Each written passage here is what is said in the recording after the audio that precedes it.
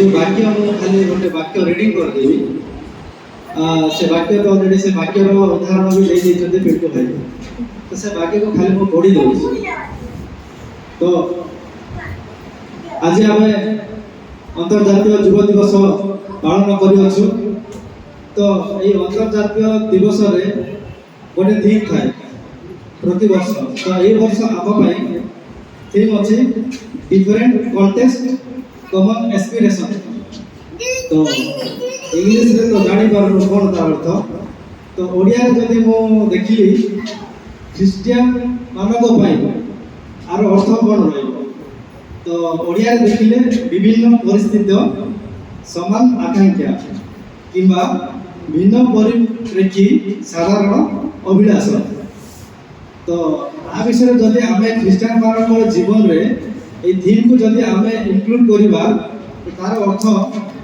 विभिन्न परिस्थिति जोटा कि डिफरेंट कॉन्टेक्स्ट तो तार अर्थ होचे विभिन्न परिस्थिति एवं कॉमन एस्पिरेशन तो अर्थ साधारण अभिलाष तो आमे युवपीढ़ी ए थीम को नहीं करी जदि बचबार अच्छी बेले तार अर्थ होचे विभिन्न परिस्थिति माने आमे युवपीढ़ी जे कोनोसी परिस्थिति रे था आपण माने जोठी काम करो जोठी पढुचो जोठी रहउचो माने क्रिश्चियन मानक परिवार सहित रहउचो कि निज परिवार रे रहउचो कि हिंदू मानक परिवार मध्यरे भी आपण रहउचो से मध्यरे मध्य हम निजर साधारण अभिलाष बोले मु जोटा बुझुची कि आपण जो परिस्थिति रे भी थाओ हमर अभिलाष प्रथम प्रायोरिटी होची बाइबल ए बाइबल भितर सब अच्छी जोटा कि आप जानी दिखाते अभिलाषर अर्थ और बाइबल को नहीं दूसरी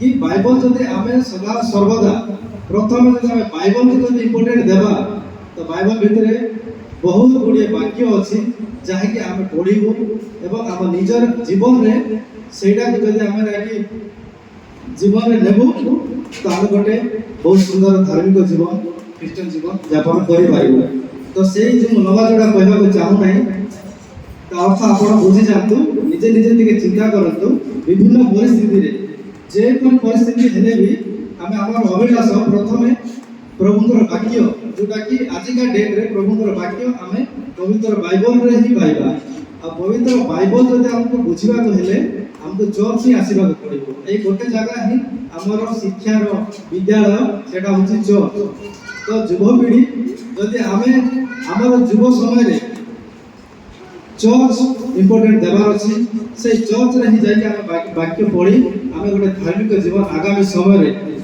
बंची पारिबा तो मो जो वाक्य गोटे ही कहबा चाहे सेटा तो पिंटू भाई कहि दैछे ता उदाहरण में दे देले बहुत बहुत धन्यवाद भाई मते सहायता होइला तो बाइबल रे युवक मानक पई एक सुंदर पवित्र वाक्य लेखा अछि जहाँ कि प्रथम तिमोथी तार 4 पर्व 12 पद मु पढ़ी दउछि ए पद रे प्रेरित पाउल कहंदे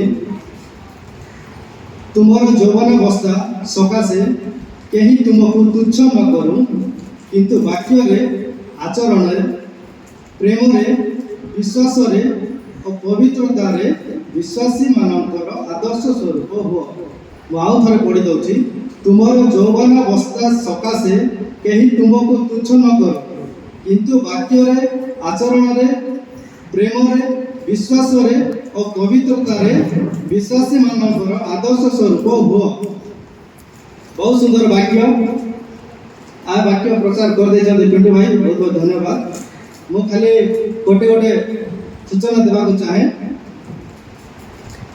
आमे युवपीढ़ी दुर्बल नुहे ईश्वर केबे भी आमर बयस देखि नांती से केवल आम मानकर हृदय देखते आमे ख्रीष्ट जीवन में आदर्श हेबार अछि आमको केवल चर्च भीतर नुहे बरं चर्च बाहर मध्य आमर सांग साथी एवं समाज पाई एक भल उदाहरण हेबा को पड़िबो आमे पवित्रता रे जीवन बिताइबा आज समय रे जेते बेले चारिआडे अनेक भ्रम अच्छी ସେତେବେଳେ ଆମର ଆଚରଣ, ଆମର ଭାଷା ଏବଂ ବିଶ୍ୱାସ ଶୁଦ୍ଧ ହେବା ଉଚିତ। ଯେପରି ପ୍ରଭୁ ଯୀଶୁ, ମୁଁ ଯେତିକି ଜାଣିଛି, ଆମେ ଯଦି ଆମର ସାମାଜିକ ହିସାବରେ ଦେଖିଲେ, ଆମେ ଆମର ଲାଇଫରେ ୟଙ୍ଗ ଟାଇମରେ ଗୋଟେ ସିନିୟରକୁ ଆମେ ଫଲୋ କରିଥାଉ, ଆମେ ଆଇଡଲ ଭାବିଥାଉ। ତ ଫିଲ୍ମ ଦୁନିଆ ହିସାବରେ ଦେଖିଲେ ଆମର ଗୋଟେ ହିରୋ ଫେଭରେଟ୍ ଥାଏ, ସମସ୍ତଙ୍କର ଥାଏ ଫେଭରେଟ୍ ଆକ୍ଟର, ପଲିଟିସିଆନ୍, ସବୁ କିଛି କିଏ ନା କିଛି କାହାକୁ ଜଣକୁ ପସନ୍ଦ କରନ୍ତି ଏବଂ ଫଲୋ କରନ୍ତି। ତ ମୁଁ ଆମର ଖ୍ରୀଷ୍ଟୀୟ ଯୁବ ଯୁବତୀ ମାନଙ୍କର ଫେଭରେଟ୍ ପର୍ସନ ଗୋଟେ ହିଁ ହେବାର ଅଛି, ସେ ହେଉଛି ପ୍ରଭୁ ଯୀଶୁ। ତାଙ୍କେ ହିଁ ଆମର ହିରୋ, ତାଙ୍କେ ହିଁ ଆମର ଆଇଡଲ, ତାଙ୍କେ ଆମର ସବୁ କିଛି। ଯଦି ଆମେ ତାଙ୍କୁ ଫଲୋ କରିବୁ, ତ ତାଙ୍କର ଫଲୋ କରିବୁ, ତା ଅର୍ଥ ତା ଫଲୋର ବିଷୟ ସବୁ ବାଇବଲରେ ଆମେ ପାଇବୁ। ତ ବାଇବଲକୁ ଆମେ ଏବେ ଫଲୋ କରିବା କଥା। ବାଇବଲକୁ ଫଲୋ କରୁଛୁ, ତା ଅର୍ଥ ଆମେ ପ୍ରଭୁ ଯୀଶୁକୁ ଫଲୋ କରୁଛୁ। ପ୍ରଭୁ ଯୀଶୁ ଆମକୁ ଯେତିକି ଶିଖେଇଛନ୍ତି, ଯେତେ ଆଜ୍ଞା, ଯେତେ ସବୁ ଆମେ ଭଦ୍ରତାରେ ବଞ୍ଚିବାର, ଧାର୍ମିକତାରେ ବଞ୍ଚିବାର, ତ ସେଇ ସବୁ ବାଇବଲରେ ହିଁ ଆମେ ଜାଣିପାରିବା। କାରଣ ପ୍ରଭୁ ଯୀଶୁ ହିଁ ତାଙ୍କର ଯେଉଁ ସେବା କାର୍ଯ୍ୟ ଆରମ୍ଭ କରିଥିଲେ, ବାଲ୍ୟ ସମୟରେ ପଣ୍ଡିତମାନଙ୍କ ପାଖରେ ଜ୍ଞାନ ଅର୍ଜନ କଲେ ଏବଂ ଯୁବାବସ୍ଥା ଯେତେବେଳେ ଆସିଲା, ତାଙ୍କେ ସାରା ଦୁନିଆରେ ପରମେଶ୍ୱରଙ୍କର ବାକ୍ୟ ପ୍ରଚାର କଲେ। ସେଇ ଯୁବାବସ୍ଥାରେ ହିଁ ପ୍ରଚାର କରିଅଛନ୍ତି। ଆଉ ତାଙ୍କେ ଯୁବାବସ୍ଥା 33 ବର୍ଷ ହିଁ ବଞ୍ଚିଥିଲେ, 33 ବର୍ଷ 6 ମାସ। ତ ସେଇ ଯୁବାବସ୍ଥା ହିଁ ଆମ ପାଇଁ ବହୁତ ମୁଖ୍ୟ। କାରଣ ଆମେ ଯୁବାବସ୍ଥାରେ ଯଦି ଆମେ ପ୍ରଭୁଙ୍କ ସହିତ ଲାଗି ରହିବା, ବୁଢ଼ା ବୁଢ଼ୀ ସମୟରେ ଆମକୁ ଆଉ କିଛି ଟେନସନ୍ ହେବ ନାହିଁ। କାହିଁକି ଆମକୁ ଅଭ୍ୟାସ ଯାଇଥିବ ଧାର୍ମିକତାରେ ବଞ୍ଚିବା ପାଇଁ, ଆମେ ସଦାସର୍ବଦା ଆରାମସେ ଗୋଟେ ଧାର୍ମିକ ଜୀବନ ବଞ୍ଚିପାରିବା। ଆଉ ଯଦି ଯୁବାବସ୍ଥାରେ ଅବହେଳା କରିବା, ଆଉ ଯେତେ ଖରାପ କାମ ଅଛି ଆପଣ ସବୁ ଜାଣିଛନ୍ତି, ସେ ଜିନିଷ ଯଦି ଆମେ ଲିପ୍ତ ରହିବା, ବୁଢ଼ା ବୁଢ଼ୀ ସମୟରେ ବି ସେମିତି ହିଁ କାଟିଦେବା। କିନ୍ତୁ ଆମର ଜୀବନର ଲକ୍ଷ୍ୟ, ଜୀବନର ମହତ୍ଵ ଆଉ କିଛି ନଥିବ। ପ୍ରଭୁ ଆମକୁ କି ପାଇଁ এই ଦୁନିଆରେ ଦେଇଛନ୍ତି, କି ପାଇଁ ଜନ୍ମ ଦେଇଛନ୍ତି, ତାଙ୍କେ ମନୋନୀତ କରିଅଛନ୍ତି, ତାଙ୍କେ ସେଇଟା ଆମକୁ ମିଳିବନି। ତ ଆମେ ତ ଜନ୍ମର ଲୁଥରାନ ମଣ୍ଡଳୀରେ ଅଛୁ।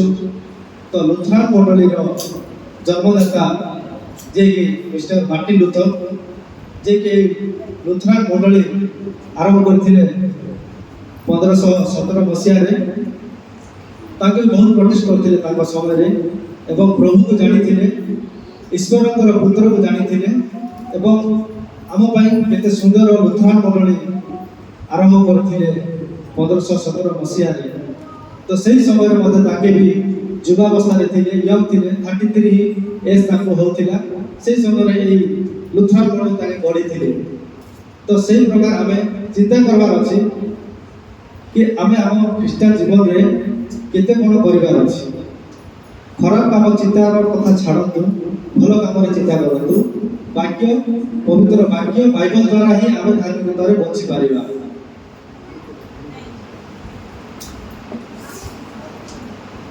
ତ ବହୁତ ବହୁତ ଧନ୍ୟବାଦ।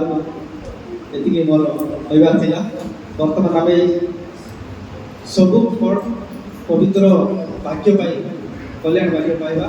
ଆମର ପ୍ରାଚୀନ ବରର ତାଙ୍କେ କଲ୍ୟାଣ ବାକ୍ୟ ଦେଇଦେବେ। ଧନ୍ୟବାଦ।